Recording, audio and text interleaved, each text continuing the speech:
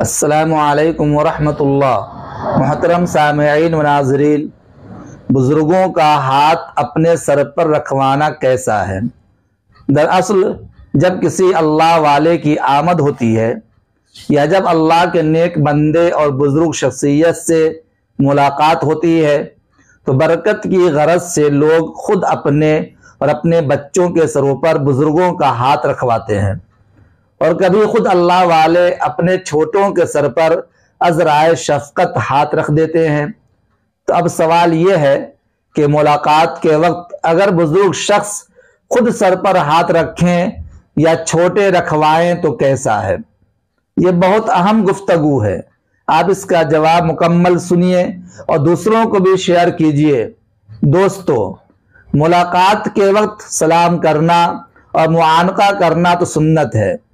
اس موقع پر سر پر ہاتھ رکھنے یا رکھوانے کا التزام شیء زائد ہے، یہ ملاقات کی سنت نہیں ہے۔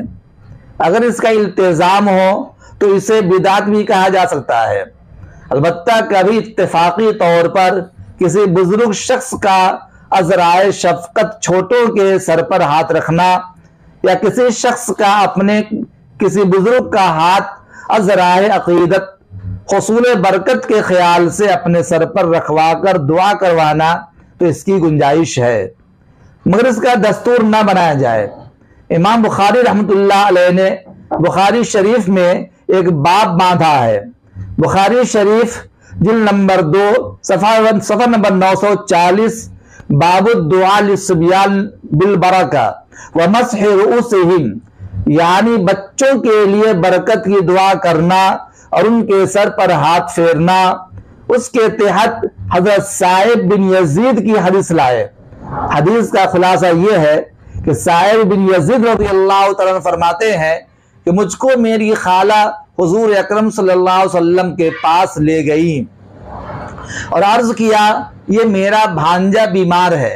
حضور اکرم صلی اللہ علیہ وسلم نے میرے سر پر ہاتھ پھیرا اور میرے لیے برکت کی دعا فرمائی۔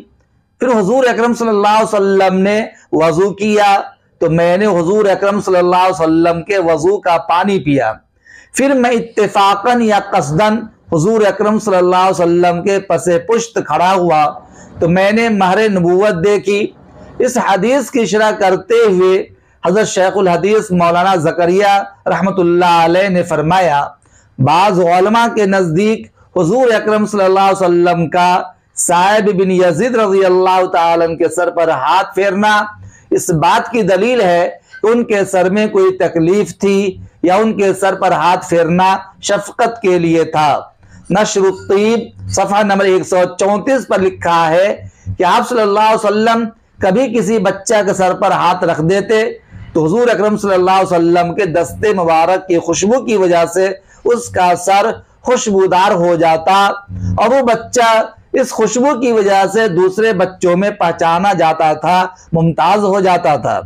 اسی طرح حضرت ابو محذورہ رضی اللہ تعالی عنہ کے سر پر اگلے حصہ پر ہاتھ پھیرنے کا واقعہ بڑا مشہور ہے۔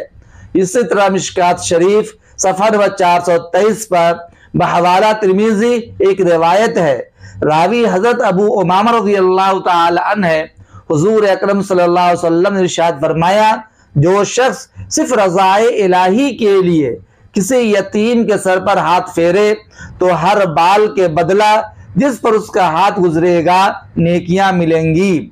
ان تمام روایات سے بھی ثابت ہوتا ہے کہ عذرائے شفقت چھوٹوں کے سر پر ہاتھ پھیرنا جائز ہے، بلکہ بعض اوقات باعث ثواب بھی ہے۔ لہذا جب بھی کسی بزرگ کی آمد ہو تو بغیر التزام کے سر پر ہاتھ رکھوانا جائز ہے، اس میں کسی بھی قسم کی کوئی قباحت نہیں ہے، اور ہمیں اپنے بزرگوں سے عقیدت بھی ہونی چاہیے اور بزرگوں کو بھی اپنے چھوٹوں کے پر شفقت ہونی چاہیے اور شفقت کا برتاؤ بھی کرنا چاہیے۔ امید کرتا ہوں کہ اب آپ کو آپ کے سوال کا جواب مل گیا ہوگا اور سارا کنفیوژن دور ہو گیا ہوگا۔ اللہ تعالیٰ بہترین سمجھ عطا فرمائے۔ اس ویڈیو کو جتنا زیادہ ہو سکے شیئر کیجئے، لائک کیجئے اور چینل کو ضرور سبسکرائب کیجئے۔ السلام علیکم ورحمۃ اللہ۔